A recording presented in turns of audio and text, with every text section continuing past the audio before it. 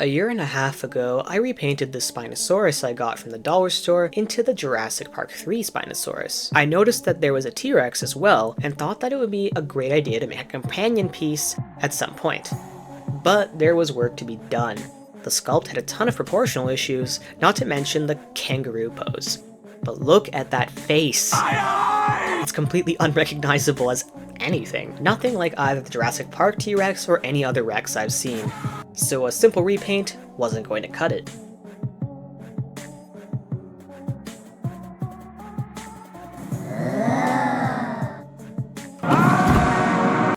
Okay, so I have some milliput, and I have some green stuff, which I actually haven't used before. I'm gonna be trying to fix the head sculpt of this guy to make it look more like the bull T-Rex from Jurassic Park 3.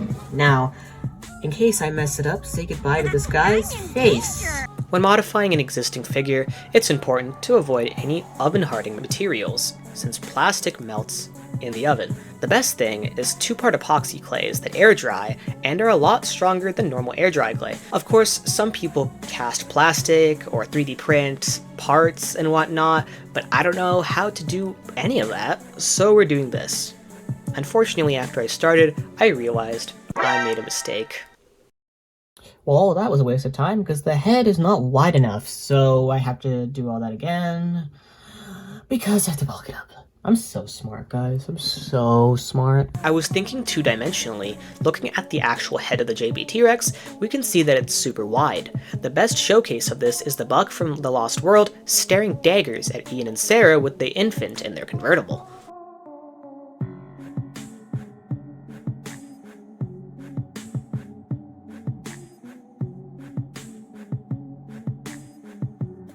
I continued to work on the back of the Cerangular, trying to get the scale differentiation that I could see from my references down.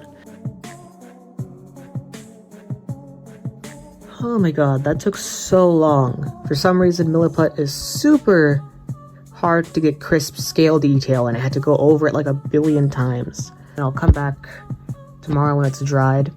I'm gonna have to cut this part off with an X-Acto knife if I can. It has to fit into this notch here. Yeah, quite a bit to do. Oh boy, but hey.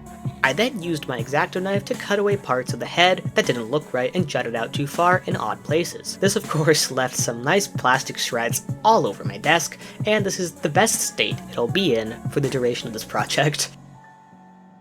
'Tis but a scratch. Oh yeah, I didn't realize it. I forgot to mention it was gonna get front heavy. Whoops. I'm gonna try out some of this green stuff. I'm gonna use it for the, what are these called? They're not crests, are they?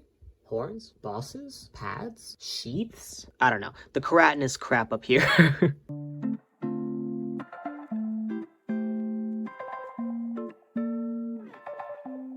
First impressions, it's a lot tougher than milliput and a lot stickier. The keratinization above the eyes is a standout feature of all Jurassic Park T-Rexes and is what makes them so unique in the first place. In fact, their specific way of doing it has been copied so many times in so many different T-Rexes, and even though it doesn't really make sense when looking at the actual skull shape, it's there.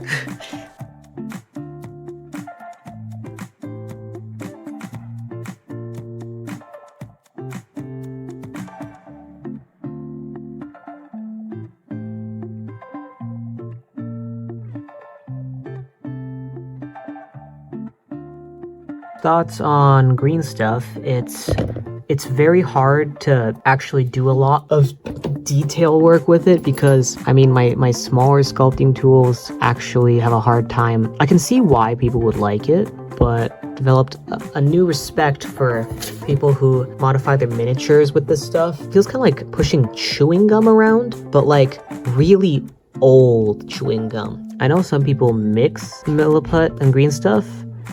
I might do that at some point. Silhouette's already starting to look more like the JP Rex.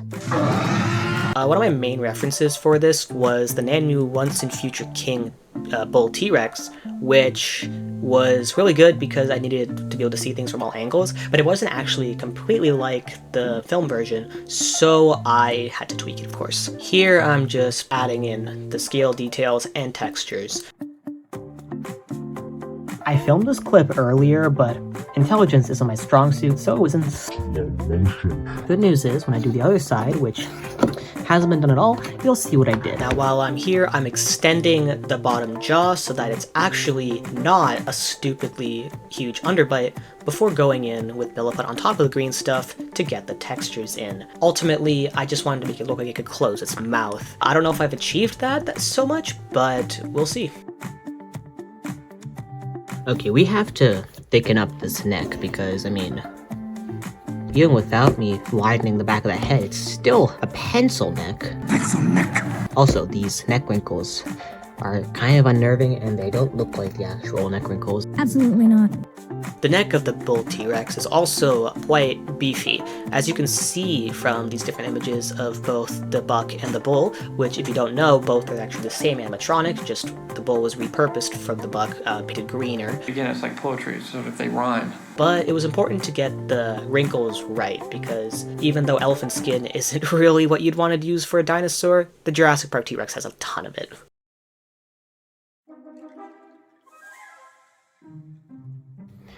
Shaky cam because I've got to go for a math lab quite soon. What's the Pythagorean theorem? But the neck has been bulked out a bit. I think for the posterior portion of the body, the post-cranial portion of the body, I don't know. I'll just be smoothing this out to get rid of this harsh delineation over the ribs, jut out, smooth up the transition from the leg, get rid of whatever these wrinkles are. Rid of. Oh, crap! Oh, that was dry. Thank God. Now, as you can see here, this T-Rex has a huge case of shrink wrapping. So I'm just going through and smoothing out the transition from the rib cage to the spine, as well as filling in the gaps between the ribs. Also, the arms are like weirdly lean, like they look like bodybuilder arms, which is kind of weird for a T-Rex. And the shoulder is like weirdly small. Like, why are the biceps so big in comparison to the shoulder? A lot of stuff to smooth out and fill out before, again, going through and texturing everything to make it look like I didn't just smear a bunch of Milliput all over everything. I did not show the texturing. Again, this on your whole family. And I accidentally forgot I was recording a YouTube video again. But now, we're gonna run out of, like, Milliput. I only have this much left. Because of how giant the head is, I'm gonna bulk out the body a bit using my green stuff, which I do have plenty of. I mean 2 strips of. Well, this is all I got. Just that green stuff. So, we'll probably up tomorrow before school. Maybe we'll get some progress done. Or maybe this will just continue to go piecemeal and I'll continue to not show you guys, because I'm just that good. So, yeah, next day. Here I'm going over and changing the side profile of the T-Rex. It has a much higher back. I'm going through the legs and adding a bunch of mass because the upper part is very, very undersized compared to the thunder thighs of the T-Rex in Jurassic Park.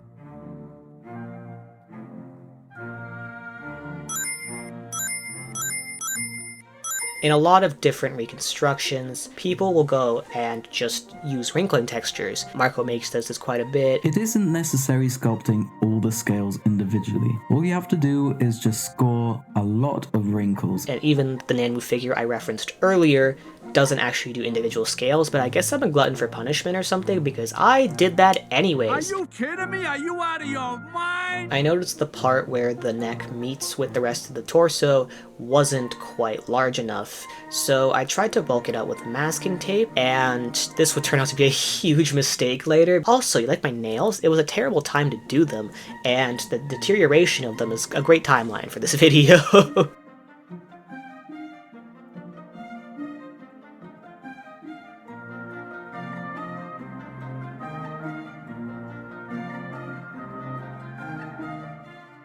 Okay, so fun fact, if you use masking tape as a base for when you add green stuff and it's not completely packed down, you get this. Just like... So, guess I'll use Milliput again. I ended up going over the entire thing with milliput and resculpting that entire area. This was quite fun to do because I love repeating things for sure, and it was just such a joy. But I ended up bulking out the musculature a bit more, making things more defined. And of course the musculature in the original leg didn't really make sense to begin with, and a lot of the wrinkles had no rhyme or reason to them, they just kind of were. And back to the scales. Hoo boy! It was important also to bulk out the calves. As you can see in most ground-dwelling birds, calf muscle is quite a big muscle if you've eaten, drumsticks before. And they were undersized compared to both a real-life T-Rex and the movie T-Rex, so I had to go in and do all of that. This was the point where I started getting annoyed with the project. It actually was the last time that the T-Rex could balance properly. Now we're at a point where I'm pretty much done this side of the T-Rex, and of course it's going to be some modification I'm going to make. But now it's time for the other side, which has had pretty much nothing done to it, so I'm just going to be repeating this entire process on this side. Thank you, past me, because I did end up recording a lot of the face, which is great because I honestly thought I forgot to. But there's not too much else to say, really.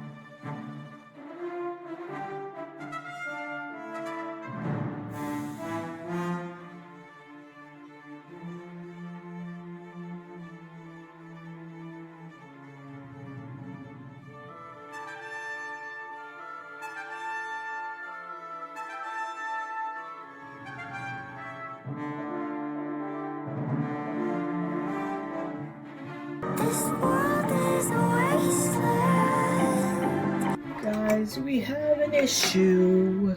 This is all the milliput I have left. Get a good look at it, because I have trouble thinking of how I'm gonna make this leg symmetrical to this bulky ass leg I did the first time. Like butter scraped over too much bread.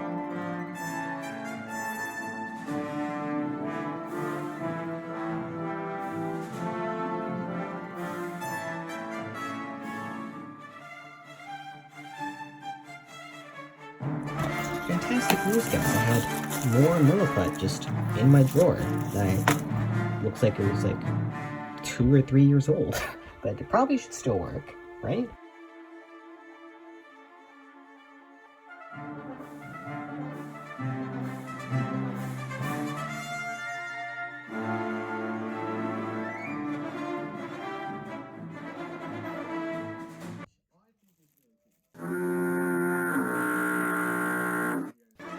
Now there is one last hurdle before I can finally be done sculpting, and that is the teeth. As you can see, I've added a bunch of lower jaws. The tooth line ends prematurely, and the teeth are a lot smaller. So while it's cool that it looks like it has lips, it's not accurate to the bull T-Rex.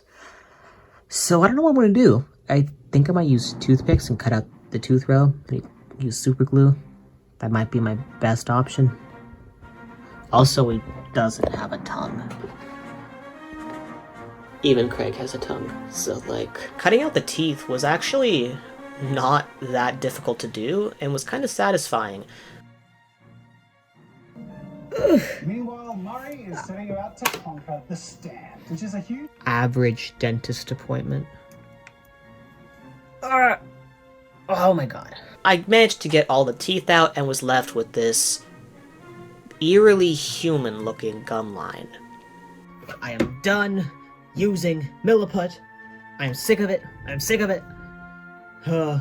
Here I am preparing the new teeth using toothpicks by cutting off the tips with scissors, which is really difficult. I didn't expect it to be that hard, even though it's wood, though. But I managed to get quite a few teeth. 3 teeth down. With 1 million more well on the way.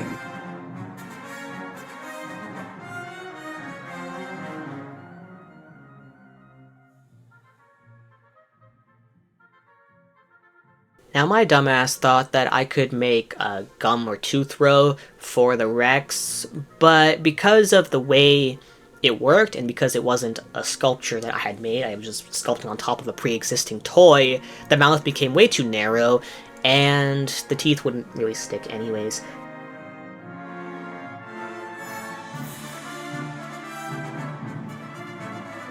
He's becoming a grandpa again, his teeth are falling out. They were too spiky anyways, though, so, I'm gonna try to find my super glue again.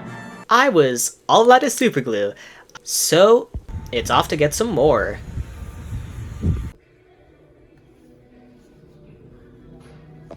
This was my first on-screen attempt. I used super glue gel and dabbed the teeth in them before placing them on the gum line. First I didn't remove the green stuff tooth row that I'd made, but it didn't end up working and looked like an abomination. Gross. So I tried again, and again. I hate working with super glue. Now behold, as I take you to the future, where this thing is primed. Ta-da! Oh.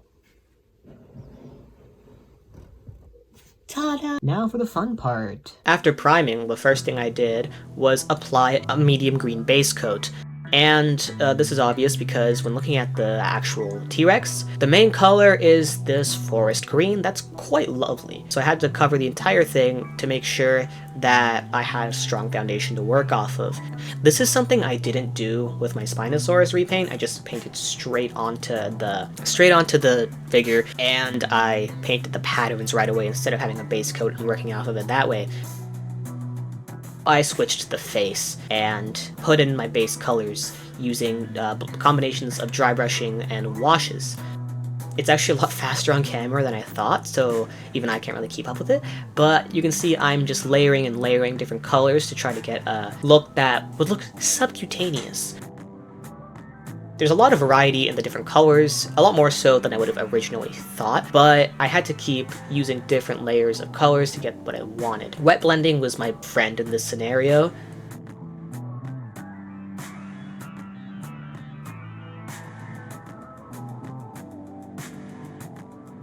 I went on to add a dark wash over a body, which is basically just a watered down black paint to bring out the cracks and textures of the skin scale detail before blending in different subtle variations within the greens. This green was too bright to be the proper T-Rex green, and there's a lot of subtle patterning within the T-Rex, especially with those yellowish stripes on the back.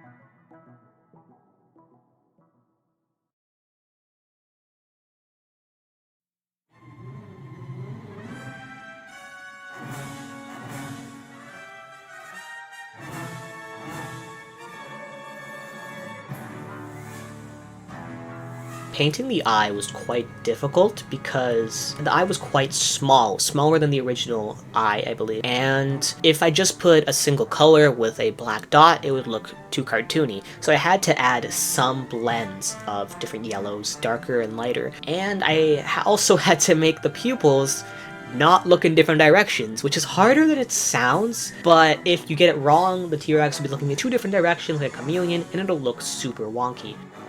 So a couple problems. The inside of the mouth is actually going to be really hard to get to with the teeth in the way. I already don't like how the teeth look.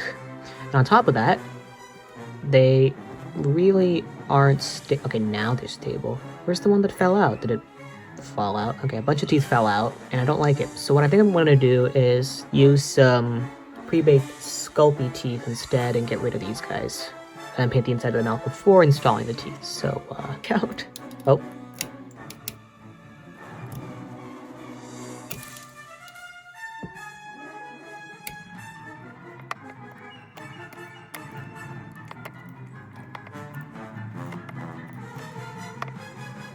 Damn.